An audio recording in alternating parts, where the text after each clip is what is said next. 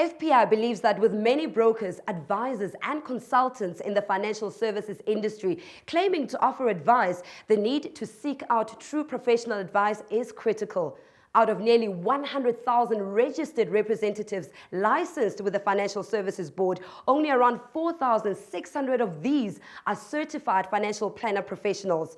At a time of global financial turmoil and regulations constantly changing, seeking out an expert to navigate you through these uncertain times is vital. We met with Eugene Zwane, a professional who has worked with a financial planner from a young age, to find out what he thought.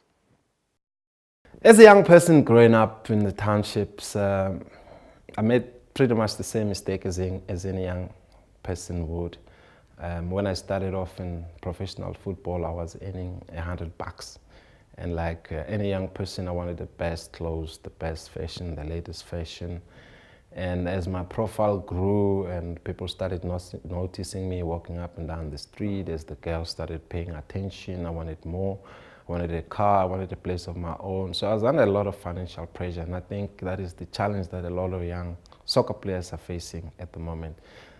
Perhaps in a much better position now because they're earning significantly more than what we did. But like any young person, I made those mistakes, spent a lot of money on things that aren't that important, but felt like I needed them at the time.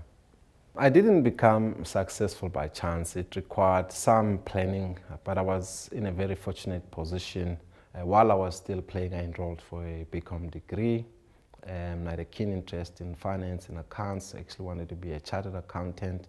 And while I was studying, I got exposed to the concepts of investments, the time value of money, the cost of debt, and all of those things. And that kind of shaped my thinking around money and my relationship with money. That's why I was able to make the kind of investments that I've made and gotten to a point where I am right now.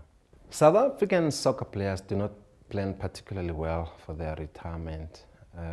But the same can be said about players in other parts of the world, perhaps sports people in general. An average person will earn in their lifetime anywhere between 300 and 400 checks if they work 35 to 40 years over their lifetime.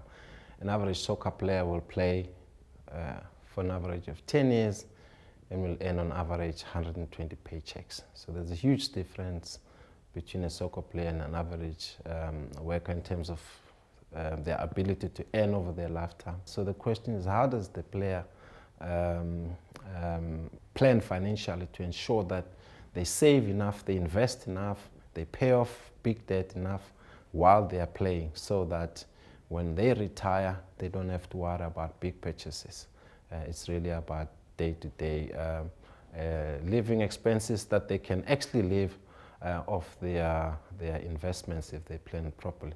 So that is the challenge that young people face, and part of the advice that I offer them is that they need to take care of their expenses, manage their expenses so that they do not commit themselves to unnecessary items that they purchase, like cars or a fleet of cars, or debts on houses that they will not be able to pay once they've retired. So it's important that they pay off the debt while they are still playing and make sure that they save up enough to be able to sustain their earnings after retirement.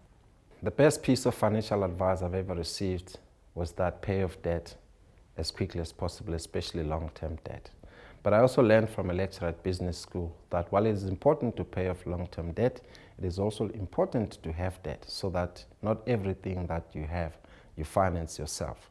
So it is important to have debt, but use it wisely to your advantage.